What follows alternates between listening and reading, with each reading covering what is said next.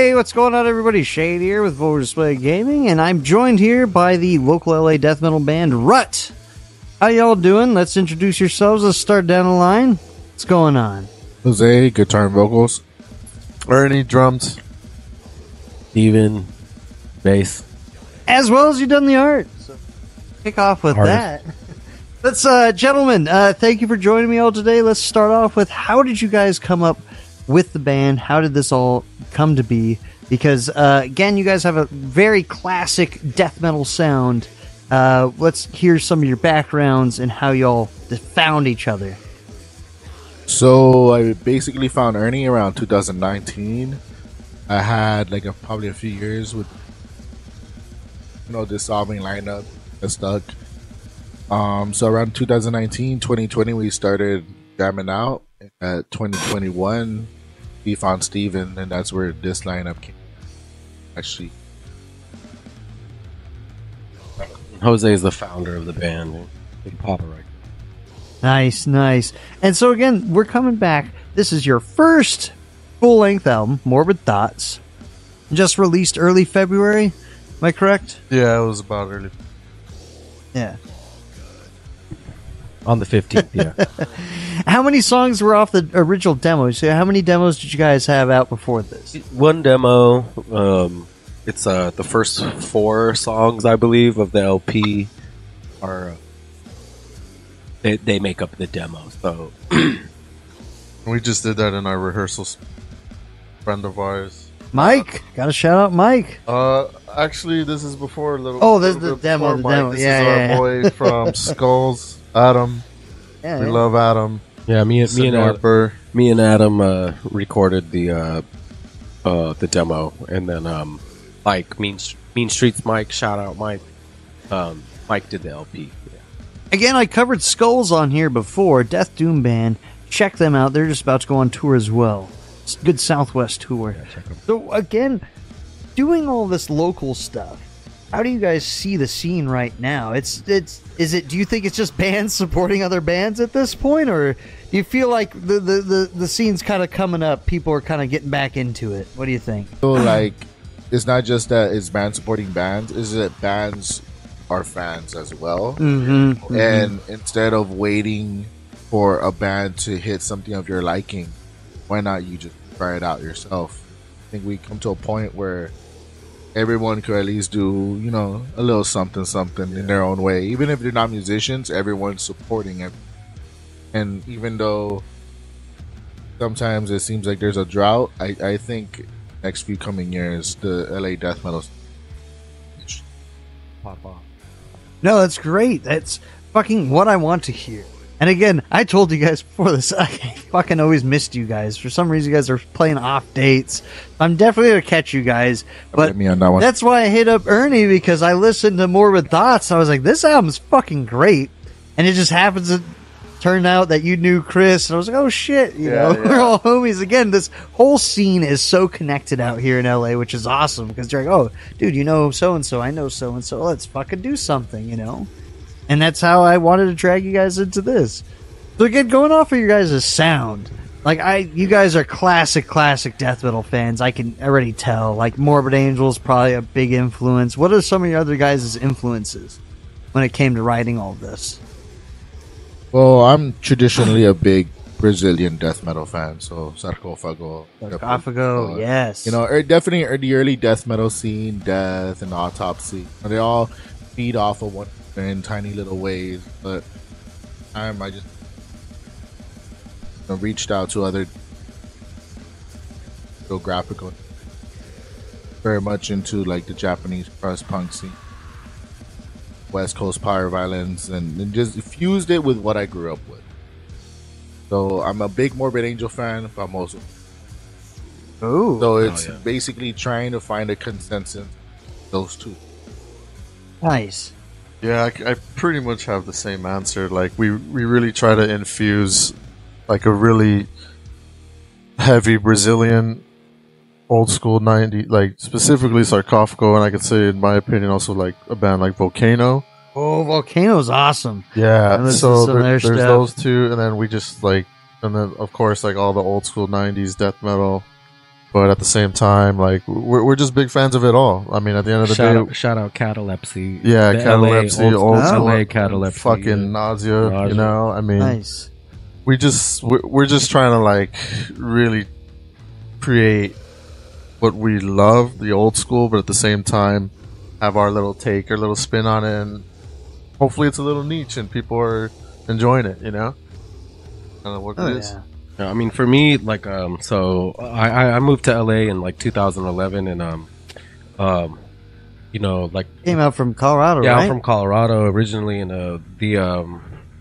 that scene out there is pretty good. oh well, shit, it wasn't when I left. Really? Yeah, when I lived there, that Were shit, you in Denver? that or- shit was nothing. Yeah, I'm from Aurora, fucking Okay, it's right there. home of the What Jason. about, you know, what about Blood Incantation? Oh yeah. And there's a lot of cool shit from coming, like Chronos Compulsion. Yeah, and stuff. yeah, There's, yeah. And there's a Cephalic handful of Carnage? yeah. But so for me coming to LA, the punk scene out here is fucking massive. Like it's religious. It's like that shit is the Sabbath. Like everybody worships that shit, is inspired by that shit. And I didn't grow up around it, but so when I came out here, I learned that that's like really what's going down, and you know, like the punk scene is so, you know, it's like popular to underground to deep cavernous underground style stuff, but for me, like my inspirations mostly are like I really like Brutal Slam, like shout out Lividity, shout out Dripping, like when I came out here, learned about how punk is really influencing everything, and then like meeting these guys, like it's very clear. You know what I mean? Like a Punk lot of our crosses songs, over in a lot our of this songs, stuff. Like as a brutal death metal band, I would say, you know, I mean, we're like brutal death crust style. Basically, because we're not trying to oversimplify and be like, oh, we're gonna just take, you know, Discharge or take this and give it, you know. Yeah, you want to keep it open and carve out your own niche. or Yeah. confine ourselves to a genre. Yeah. Yeah, because there's a million punk bands that are all influenced by that. So whenever he brings like slam riffs, I'm like, well, I know a power violence influence in my head that like matches up, so we match up. So it's trying to get that death crust sound, but make it like, oh, make a Deeds of Flesh riff, but make it punk, like some Frank Zappa. Make it shit. slam. Make it slam, yeah. Make it just Frank Zappa that shit. Like just just mix it up. Be like, oh, let's just put it in a blender. Like it's 2024. We all have different ideas of what death metal is, what punk is. So it's just a matter of like combining them Yeah. and coming with a comfortable consensus between three members of like, yeah, we wanted to sound like this. Exactly. You all have to work together. And this blends into my next question. Yeah. How do you guys go about your songwriting process, and how do you incorporate, you know, all the themes that we were talking about here? Do you kind of vote on it, or do you all come with your own riffs? You come up with your own things and say, hey, let's try this. I mean, so he doesn't have to toot his own horn. Like the first fucking what is it? The first 5 or 6 songs of Rut are like they're all Jose. He wrote them all, composed everything minus the drums, bass. But like when me and Ernie joined, Jose had like a whole plan. It was sick as fuck. We were down as fuck with it. And after like the first 5 or 6 songs that were Jose's, then we started writing together. Like this fool will bring a riff. This fool will bring a riff. We all play guitar. Yeah, that's like one, we all play. That's one thing I just want to bring up. Sorry, Yeah, no, you're just good. real quick. Like for me personally, I started as a guitarist. I was a Same. kid and stuff, and pretty much throughout the last 2019, I was just telling Jose like, you know what,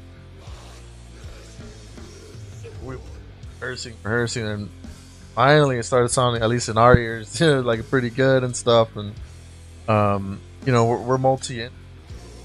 That's awesome. Yeah, like Steven comes from a drumming background as well, and he's a guitarist and he can play bass bit, and like it's just always been kind of like, yeah, one of us maybe at home like jam a riff on the guitar, Send or it to something somebody, like that. but hey, check this out. Yeah, check it out, and we just like come together. Did it last like, night. and yeah, exactly. we just jam, and all of a sudden, oh shit, here's a song. So like the jamming formula of it, very important. But Yeah. I will not deny that. Yeah, of course, like probably, of course, future stuff coming. Like somebody will make riffs, something like that, simple at home. And then the next person Yeah. will like finish it. Yeah, exactly.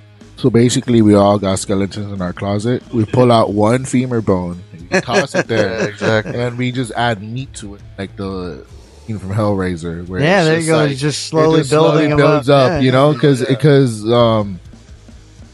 yeah, I wrote a lot of it, but at the same time, I've always kept them in mind, like ideas they give me, or just like stories they tell me. So maybe I'll like kind of like have a theme in my head of like, oh, something Steven told me. I'm like, hold on, about that. So like, like one of us throws a bone and we all throw a little bit of blood, be like, oh, I relate to that, and just add to it. Yeah, there's a lot of emotion. Yeah, a Like lot of fucking emotion. Dimes to a Coffin is like a quick breakdown. Like Dimes to a Coffin's about fathers selling blood. So the song is called Dimes, like dime bag, coffin, right? Selling weed out there slanging.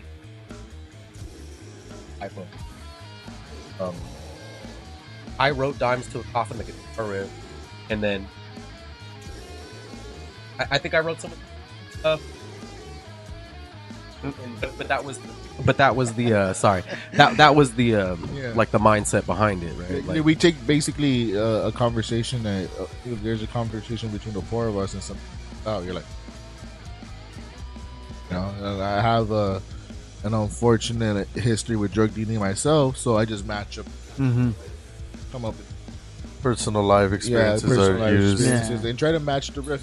manifest it. Yeah. That's what I was gonna say. Do you guys all input lyrical, shit to it, or do you guys take turns, or one person's writing lyrics, or I'm the main lyricist, but I definitely take phrases or Input. things they've told me. Like, if I'm writing most of the lyrics, I want the theme to be about what they. yeah, It's almost like 50-50. Yeah, having like pretty, just intimate conversations privately, and like all of a sudden we're like, you know what?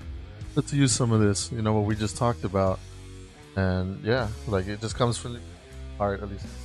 Dude, that's awesome. I'm glad you guys all share input, because some bands are like only one person's writing lyrics, or like somebody's driving it. I'm glad you guys aren't selfish when it comes to this entire process. no one wants Yeah. to be a robot, man. No. It won't last if it's just one person. Exactly. I mean, I'm admittedly a bit of a control freak, but then it wouldn't have gone anywhere if it wasn't for me opening up and listening to ideas, and our sound wouldn't be as profound if it wasn't for everyone chiming in. Input. Yeah. Getting a little bit of different influence. Yeah, Even though all it's you the can- same themes. All you control freaks out there, let that shit go, dude. Yeah, You're holding yeah. yourself back, man. You got something to learn.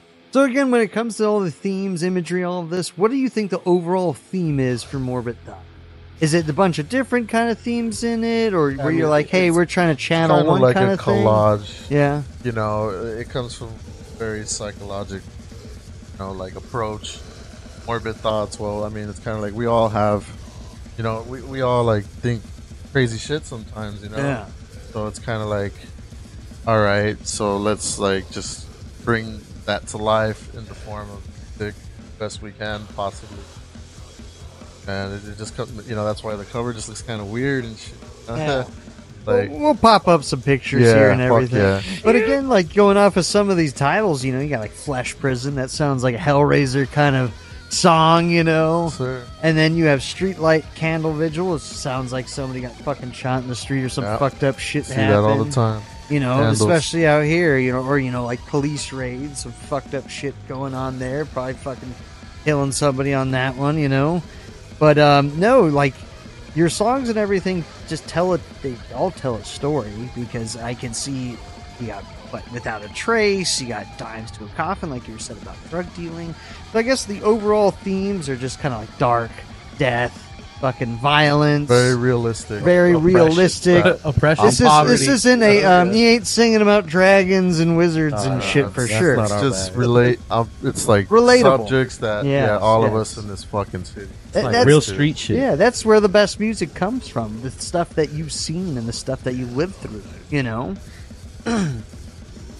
So again, with such a powerful and energetic sound, how do you guys like prepare to play like a live show thing? Like, how often do you guys practice and get into that space? You're like, fuck, we got a show, we got to hurry up. Is it last minute, or you're kind of getting better, planning ahead? I mean, we practice you know, it varies, but you know, sometimes it's twice a week, sometimes it's once a week, sometimes it's twice a month, 3 times a month. You know, like we very don't much depends, man. We're all Like, working class cats, so it's like, you know, like when we get can it when in we when can we get can. in, we get in. We you get know? it Yeah. in when we can. And I For think we sure. all wish that we could just like have a practice That'd space be in our nice. backyard, but we don't. You know? It's typically like once or twice a week, but it's most often straight from his city job, still stinking in his boots. Mm. And a lot of the time, it's still the case. So it's like an average of once or twice a week, balancing out day jobs, basically. If we could do 3, that would be ideal, but not in this economy. Yeah, We just really do what we can. It's but rough. You got to fucking grind it out. And you guys are fucking doing it. And I'm glad that this lineup came to be. This album is phenomenal. It Thank you. sounds great. You know, you guys recorded it very well. And I hope everybody goes and picks it up. Because now I want to get onto it, which I love. Again, we're talking about the art. So, Steven, you're an artist and you actually did the art for, you know, which is awesome. Whoop. Talk about like your inspiration behind this cover and like some of the stuff you've done. So, shit. so, I've been making art for a while. Like, I mean, I focus dark at, but I actually started doing like it was like like a exotic kind of erotic dark shit. Giant, fucking weird. But so the artwork for this, we talked about it, and you know, like you said, like a lot of our songs are kind of about like Conversations are important. yeah, like a lot of our songs are about like mental craziness, instability, you know, everything that we deal with, living on the street, like living wild life. shit. And so, you know, what I did for our art specifically, I took like all of our song titles, right, and we talked about it. We had a lot of conversations about it, but I took all of our song titles and we were like, okay, cool, like what's the mental picture we're seeing in our head? All these song titles. So when you look at the cover, basically it's like a guy's nightmare, right? Like you're, you know, he's in the middle, he's ripping his own face off because of the crazy, like life he's experiencing. There's demons ripping his face off. There's depictions of him crying in the corners. Like there's all this wild stuff. And I think the reason that we did that was because, you know, we didn't want to do the classic kind of style stuff where it's just like one focal point character. You know, Yeah, because like, this is a busy cover and there's like multiple things. yeah, we going wanted on. like that old school kind of like horror movie, kind of like you know, like Collage of horror, yeah, collage of horror, Ultras of Madness, Yeah. type you know of what I'm feel. saying? But like since it's not a, you know, we're not making movies, it's music. So there's not like scenes that we took from. So I kind of tried to create something that was just kind of like, you know, what we feel we go through in our darkest hour is like what I tried to do. Kind of a really special cover to me, especially because like I love these guys, and it's you know, our first like full length LP, and Yeah. this whole LP, like we cut no corners. We worked super hard on it. Like it was like 2 years of practice and stuff, writing and making it. And so when it came time to do the art, when it came time to make the, you know, the cassette, I did the full cassette layout on it and everything. We really, Yeah, it's beautiful. Thank you, I man. Yeah. fucking love I it. really put everything into it, down to like the little, you know, Even on the back. the little bios. Like if you look on the inside, there's like these fucking bios for each of us, and Oh, yeah. I tried to make it like fun. It's almost like little dating, like classified cards, like you know, like As dark as it is, there has to be a sense of humor. Yeah. We all love to laugh. Gotta add that typo negative humor to it. like if you check like out a the typo back, like influence. so like Ernie's, like I gave everybody's got a description, right? Like a little bio about him. Got Read some of kegs and legs, you know, that. That's Ernie. barbed wires and regulations or regurgitations, ropes and dope. That'd be me. Yeah. No, this is awesome. This is a great layout. Obviously, we'll have this blown up across the screen so everybody can see this right now. Yeah, and when you see it, read the little Yeah. pause it and read the little bios, because we really tried to, you know, we really had a good time making it. We really like I said, didn't cut any corners and made it sick. And again, with even this art, like, talk about some of the other collaborations really quick that you've worked with. Who are the other artists? You said you were telling me Sanguisuziabog. You worked with them? So Sanguisuziabog, Sanguisuziabog. they actually purchased like my, I guess I would say like one of my first like death metal purchases. I did like a MC Escher, kind of like tribute in color, but with my own little spin on it. You know, that'll probably pop up on the screen. You guys can see that. Yeah, I've done a few things, man. So like Moiscus, shout out Moiscus, Sanguisuziabog. Yeah, but Moiscus, I did a cover for Moiscus. Super sick band. I did a collaboration with Creature. I did like some the skate decks. Yeah, the skate company Creature. I did some pro decks, 3 pro decks for them. But yeah, man, like those are some standout things. I've done a lot of little stuff like in between. Did stuff for Snuffed on Sight. Yeah, I'm just trying to like jog my memory of it. I also make but I also do like I make bootleg sports shirts. But like those are sick. Metal style. Yeah, those are sick. We'll definitely have some examples of that. Yeah. But you know, those are all your collab. Yeah. Dude, all of you guys have worked with multiple bands and everything. What about you, Ernie? What are some of the bands you've other worked with? You have another project that you're participating in as well? Yeah, actually, members of Skulls. We have another band. It's called Dead Memory. Oh, Dead Shout Memory. out to Dead Memory, yeah. And our debut is also going to come out very soon as well. And I would say maybe Brett's a little bit... We're around the same time, actually. Like, I was working on kind of both these bands. And for Dead Memory, I'm on guitar. And it feels a little bit more... I wouldn't say easier, but you know, I just started as a guitar. You're already more familiar with that. Yeah, and it's great. Like, it's been a lot of fun. And also, I play in another band called S&D, local badass thrash punk band. They've been around for a long time. I grew up seeing them at backyard gigs, stuff like that, growing up. And S&D. Yeah. Shout out to S&D. Love those guys. And They just hit me. They found me through Facebook. The guitarists. It's crazy. Again, we're circling back to social media and how it's such an important part in the local scene nowadays. Yeah. I mean, you can talk as much shit as you want. I hate it, but it's necessary. It is what it is, man. Like, it's times that we're in and stuff, and it works. I can't. I feel like, and I joined a band that I grew up seeing, and like, damned out. We had one session. They're like, all right, you're fucking in. Again, I've been with that band already like 3 years. Damn. Yeah, that's awesome. It's been fun. I've got to play pretty cool places. I mean, that I never done before. You know, all over Cali, and Brett's on its way as well, and it's great, man. I love it. Yeah, Really, I'm enjoying it. What about you, Jose? What's about some of your other projects you've been involved in? I've primarily been on Rut, but I did used to play in a band called Mink. Shout out to Mink. Again, branding, death band, bit of everything, punk.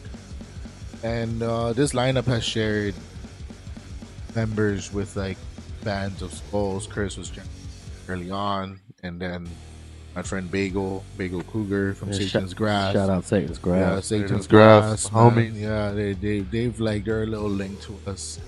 So like, I haven't been in other projects, but I've had shared. Been fortunate enough to share space with a few other people. I've just mainly been on Rut for the most part. Nice. That's still awesome. You've been the central part of this, and look at what you've created. You know, I feel like this is probably the strongest you guys have been and the most solid, and now you're going to just keep going forward. Most definitely. Nice to see that happening.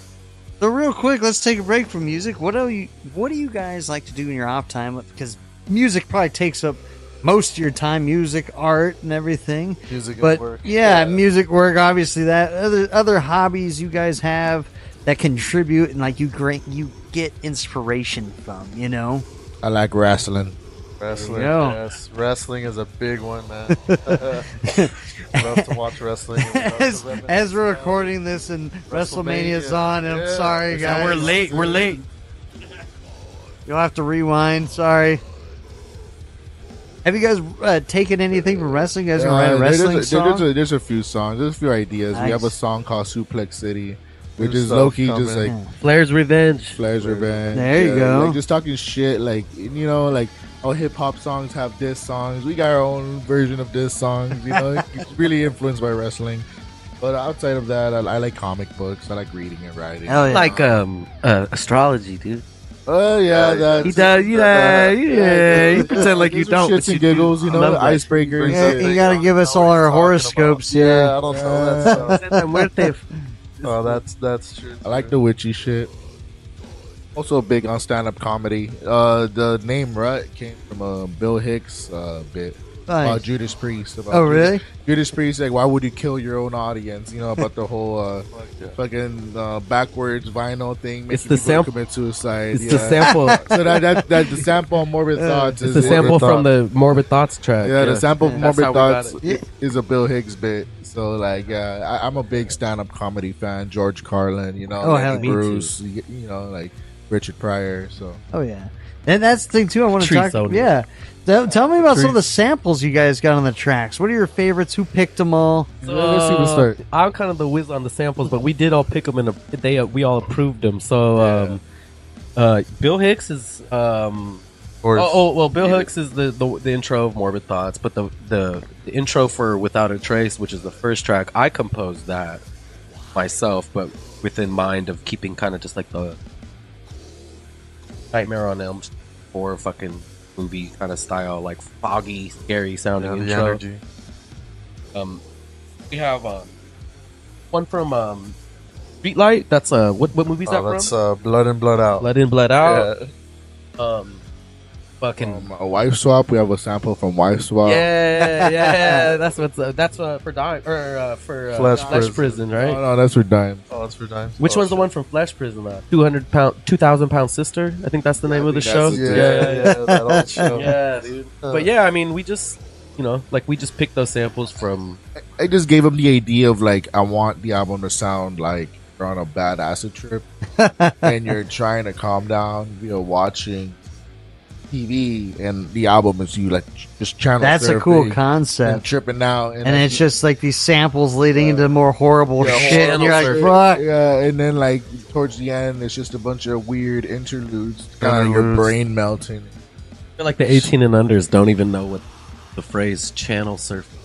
Well, And now it's especially with all the streaming shit, you And know. also, Scrolling. Dead gotta scrolling. give a shout out to our boy Mike Mainstream. Yes, Public yes, Mike. Shout out, yes. And he actually composed those interludes. Mike did the water phone. The water phone, Mike played yeah. the water phone. It just sounds so eerie and creepy. It goes perfect. Yeah. Jams So really again, gets it. going into that, Mike's great. And I wanted to talk about how did you Yeah. guys go about the recording process? Did you guys have any difficulties recording or anything? You're like, shit, we can't do this. Any hang-ups? We're a live band. If Yeah. I would have had it my way, I would have wanted us to play, do it completely live and be isolated. But Did you guys play all together then? so what we did, no, so Mike came in and he was like, "Look, how we should do it. How I'm gonna, how you guys are gonna do it." We did bass and drums on the same day, and then we did guitars and vocals separate, like a couple days later. But yeah, so it went me and so we were all in the room. Jose played turned down. Actually, not even there. Just off. You were off, but we played together. We played everything I together. just want to add real quick, sorry, but I just want to add, like, I really did like that process the best, especially for me on the drums, because even though he was basically off just playing, the fact that I was just watching him helped me with timing, and also Steven on the bass as well, like that. Did you guys it's play to a timing click thing. or anything? No, we don't do No. that. No. Fuck that. No, we Raw, keep it in baby. old school raw, baby. Yeah. But we reamped everything. Like, so for example, he was all mic'd up, and I was Mike was recording my dry signal on the bass, and then we reamped everything later, and then did Jose's guitar takes and then vocals. Yeah, I go over on top. I hear what they're playing, basically the bass and drums aspect. Just start drawing over. Nice. That's awesome that you guys are all just playing live, hitting that old school feel. And that it contributes to your sound, you can tell. It just feels more intimate, because we're really just about being a unit, like just being together. Most of our ideas and everything is, let's just, fuck it, let's do the recording together, The process of that, anyway. Yeah. It's been the key, at least in my opinion. The moment, doing shit. Nice. So again, with this release coming out, what are your plans, or what are you guys trying to accomplish this year? Just play more shows? You guys going to try to write maybe an EP coming up by the end of the year? Well, for the most part, we're gonna be promoting the album, playing sporadically, and as time goes on, it's gonna be more and more shows as it Maybe goes a tour. the year. Maybe a little, Like a Parts of West Coast California. tour, something simple. Yeah, a little West Coast, something.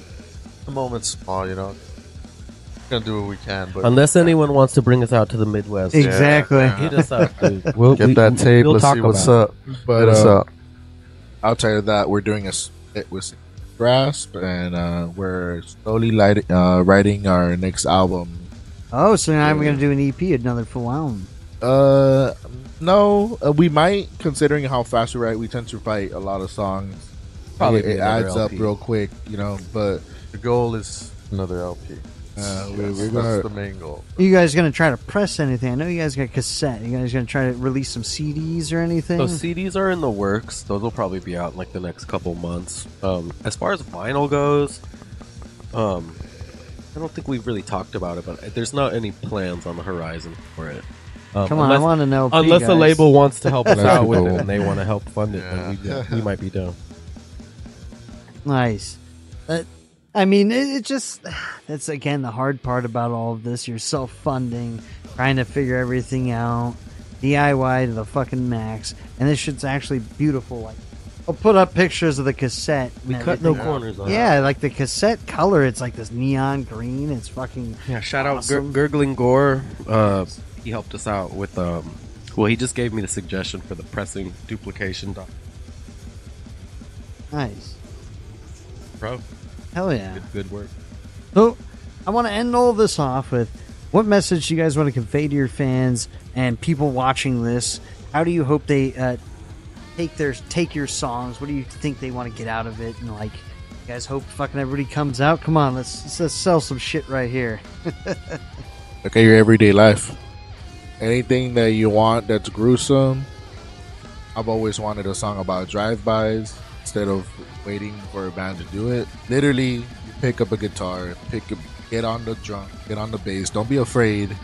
Ernie, Don't wait. Yeah, don't wait. I think Ernie's a phenomenal drummer, and it just took the chance of me being like, well, I'm on a rut. I want to continue jamming despite whatever's going on, and we took a bet on ourselves. If I could say something, like, bet on yourself. Start a band. Get in on it, don't wait. It doesn't matter how old you are. You can write a riff. Have some fun. I wouldn't be the dude I am today I want to take the shit. Hell yeah. You know what I mean? Yeah, and I really like what Jose said right there at the end. It's never too late, because I personally, I can say that's something I always kind of thought. Playing guitar and life's going on. I've been playing since I was a kid and stuff, and here I am. I'm 31 years old, and all of a sudden, it's popping up now. Holy shit! And I'm loving it, and again, just keep it going. I finally met the right people after all these years, and here it is, and it's happening. And Like you're saying, it's never too late. I used to see back in the day with my buddy's thrash band. They used to play with fucking Skeletal Remains. You guys know them? yeah, of I course. used to see them at backyard shows all the fucking time. Exactly. Yeah, dude. Same with Ex Mortis, all the fucking Yes, time. That's a good example. I grew up Yeah, watching those I've seen guys, them and too. they grinded it the fuck out. And I'm so happy that they gotten to where they've been at. Where now I've seen them at shows, I'm like, holy fuck! I've seen those guys at backyard shows eating tacos with them. Yeah, man. 1000%. Yeah, exactly. And that's what Los Angeles, I think, is really about. We all have stories of bands that we saw at the Echo 5, Yeah. 6 times, really enjoyed. Jules, catch one. Yeah, and just out of nowhere like name the this. spots and Yeah, and then you're like, holy shit! Now playing you can't even festivals. talk to these motherfuckers. So Yeah, like, exactly. follow your dreams, man, or follow your nightmares, whatever makes you happier. But follow them fuckers. yeah, manifest them nightmares and darkest whatever you're going through and stuff. It's like, hey, spin into something positive. Yeah, you know? yeah, Something yeah. Depressed, don't be This- depressed. Depressed. Yeah, this shit's just all a release. Going Yes, to a show, yes. getting to the fucking pit, or be off to the side and enjoy the fucking music. Yeah, but this exactly. is Go to shit on your own. just go to Yeah, don't do Here's the shit thing. alone. Yeah. Do shit by yourself. Like you don't Yeah. always need your boys. You're the Exactly. homie. You know what I Yeah. mean? Like, be brave, dude. Like, Yeah, like go. it took us going to shows by ourselves for almost a decade to finally like link up. Yeah. The first show we ever met up together and we like, we're pitting together was at a Cerebro show. Like Oh, fuck. right after the pandemic, like they started loosening up the rules, like Catch one, right? Yeah, catch Yeah. one first show. So it's like, dude, link up with your homies. If it doesn't work out, it doesn't work out. But I will say Just this: might. like I've been to shows by myself, and I will say metal, death metal, punk, hardcore. That all has the best scene because it doesn't matter. I'll go to a show by myself, and I always see somebody I know, Yeah, or true. you make a new friend, Make a friend. and then you fucking have somebody else to go to shows with. I think our genre of music has the best community. I mean, I've been to like 2 raves. That this shit ain't my thing because I can't knock it until I've been to it. But I've been to 2, and I was like, this ain't my fucking kind of thing. They have their own Doesn't community. click. But Yeah. here's the thing I can say and I can attest to when it comes to our genre of music. I wear fucking tour shirts all the time. You know how many people I met just walking down the street, they're like, dude, I was at that show. Or like, Oh, yeah. then you start talking to them about it. Like, I don't see that with other genres of music. Like, as big as Taylor Swift is, I've never seen dare you. anybody. I've never fucking seen anybody one wear a links up Taylor over. Swift tour shirt. I don't fucking see it. I don't know if I'm not in the right places, but I don't see them wearing her merch. I don't see all these huge artists. I don't see people wearing their shirts. I don't see like Taylor Swift tattoos. I see Slayer tattoos all the time. I see all this other shit. I feel like we have some of the best community because you have people like even my dad, for example, like he got me into metal and rock and everything. And I still take him to shows, and he's taken me to shows. He took my ever first show, going on a bit of tangent how badass this community is real quick. Took me to my first show ever, Ozfest 2007. That shows how young I am. And like Behemoth was on. He didn't know who the fuck they were. I had a broken arm as a kid, and he's like, these guys are fucking badass. My dad like walks up to the Fuck yeah, front, man. brings me up, Oh, and yeah. he's just going off. He's like, Behemoth fucking rules, Like, it's like he's just an old school metalhead and he still enjoys it because it's just, I'm not knocking other genres of music, but I can't see a 50th anniversary tour of like Justin Bieber or fucking like Taylor Swift or anything. It'd be kind of weird. Like, it's just I hope they- generational. It's a generational. I hope they do, but this Yeah. is timeless music Yeah. where all this shit just continues on and it doesn't get old. Where Yeah. I can see other pop and mainstream music kind of ages out to me. It's just my opinion. My Dude, I was opinion. like 7 years old. My mom was all, check out this Black Sabbath album. I was Exactly. no, that's Right? like, fucking heard Iron Man. And I fucking And that's like 50 years old now. hearing Judas Priest, Dissonant Aggressor on a burnt CD, and then getting to South of Heaven, be like, oh shit, they covered Judas Priest. You know what I mean? So it's definitely a multi-generational thing. When we play gigs, we play a lot of bars, and we get a handful of old school heads that are not into metal, but they know the sound, they know band. And if I could have a goal with this band is to like bring the old heads back into it, bring the young further into it, middle, Yeah. and somehow creating something super cool and new. Because this is for everybody, anyone, Exactly. no matter what Fuck age. gatekeeping, right? Yeah, Like, yeah. For there's always People gotta get over that bullshit. yeah, there's always moments where you want to gatekeep because we're all naturally judgmental. But Yeah. anyone could buy a Bandcamp album, Mhm. and that's the goal for a band is other As many audiences- people as they as can. many people, but be a good representative of your genre, and being like, oh, this is cool. That's a Yeah. good point. That makes a lot of sense. Yeah, because for me personally, like let's say growing up in a high school with a bunch of like graph artists and solos and different people that are not metalheads, you could show them Beneath the Remains by Sepultura, and they'll be like, "Fuck yeah, this is sick." You get me? Like you want to be a good representative of what you're doing, so that's the best thing to do. Be an artist and hope for the best that people up to whatever. Because I mean, that's to say is not to go off of gatekeeping, but it's like anybody can play anything they want. But it's like, all right, if you're in a black metal band, you can't go out there like a sports jersey on or anything. You know, There's levels to it. You got levels to it. You got what I'm saying. You gotta keep at least in line to that kind of genres. Like, now this is kind of.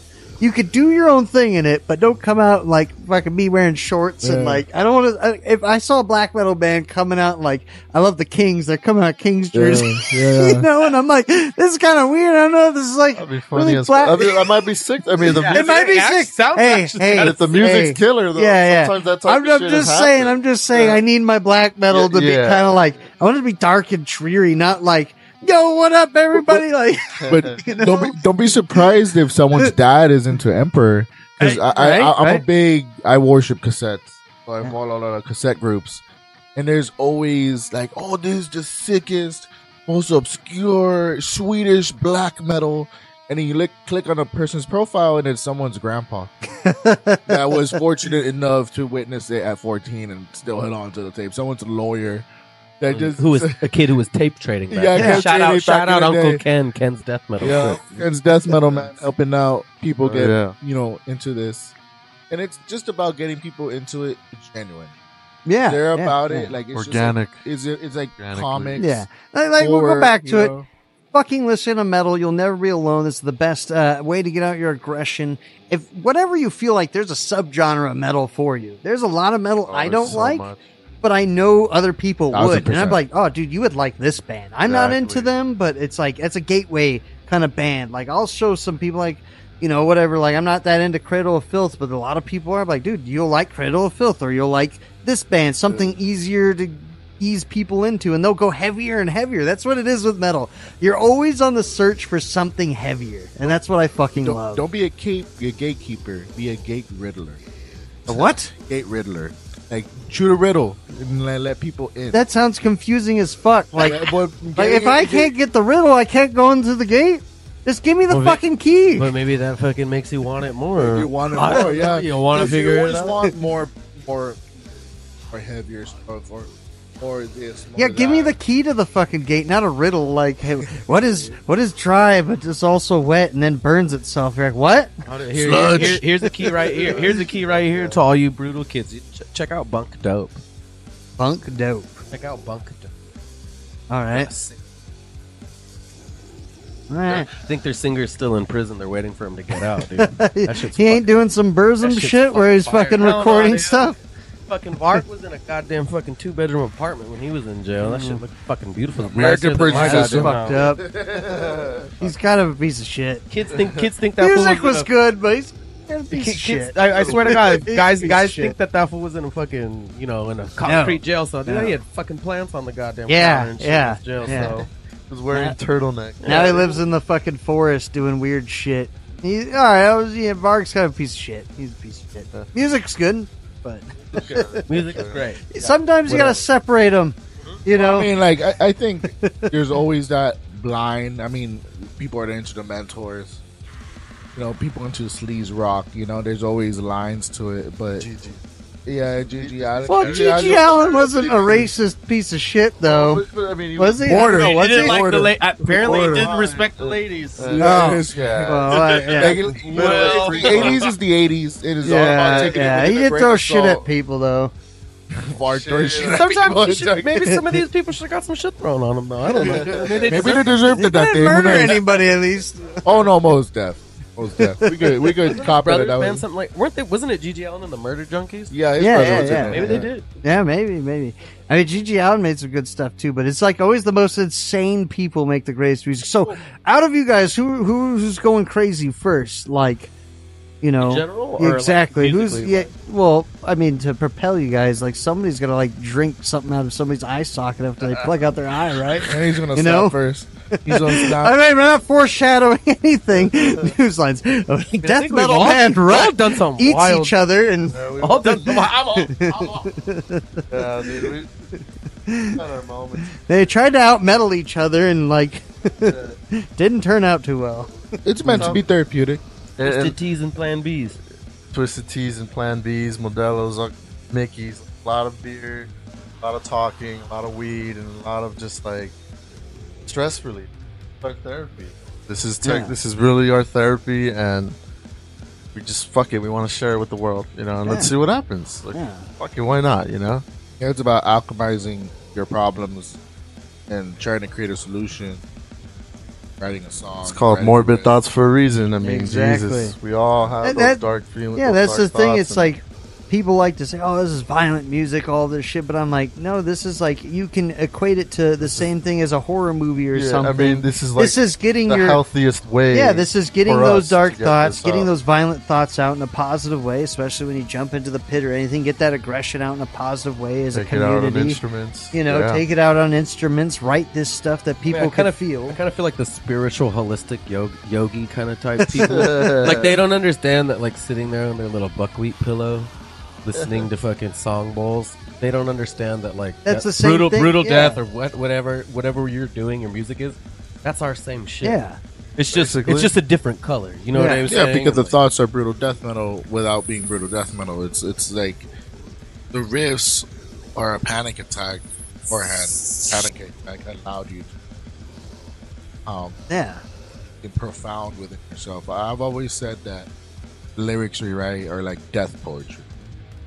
Observations about life, and it's about taking the death metal to another level. Maybe not a spiritual level, but maybe something lack of depth. It's something we can all relate to. Again, we talked about it. This is like street fucking death metal right here. A lot of your lyrics, a lot of your songs are about things you guys either witnessed or seen or Welcome like from LA. living. Yeah, fucking LA death metal right here. You know, it epitomizes all of that into one, this album. And I think it's a good representation of realistic death metal, you know, where it's real shit that people live through. And it's fucking great. So, anything else you guys want to plug before we take off? We're gonna have new music out soon. We have a show coming up on April 13th. April 13th, yep. April 13th, Canoga Park at the new Scotland Yard Pub. And then we have another gig on April 23rd at the Redwood Bar downtown LA. Thick in the works. Some singles coming out. Some shit that's not really like our normal avenue is gonna get dropped as a single. Maybe we have plans coming up. Nice. We have merch. We're grab that joint. I'll plug everything up. We'll have pictures of merch and everything up here for everybody to see. Totally. As well as everybody could get the new album Morbid Thoughts by Rut, as well as their merch. The shirts are sick. Thank you. The fucking cassettes are killer. You got CDs coming out. The stickers are great. What else you guys got? Anything else?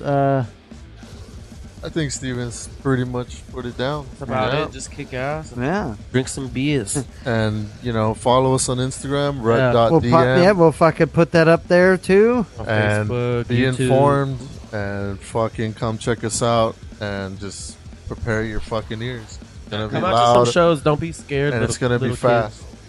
As well as just support your local scene in general. Wherever you Go fucking see a at. show, man. Go by yourself. You never know who's going to be the with next you. big one. Yeah. And that's something we like to emphasize. Support, you know, what you see in front of you, because before you know it, they're going to be playing festival. So you're a part of that too. Yeah. So everybody here watching this across the interwebs and the streams and everywhere else at home, thank you for joining us, talking to the band Rut from LA. Until next time, everybody, we got a lot of stuff in the works. Thank you for having us. Later.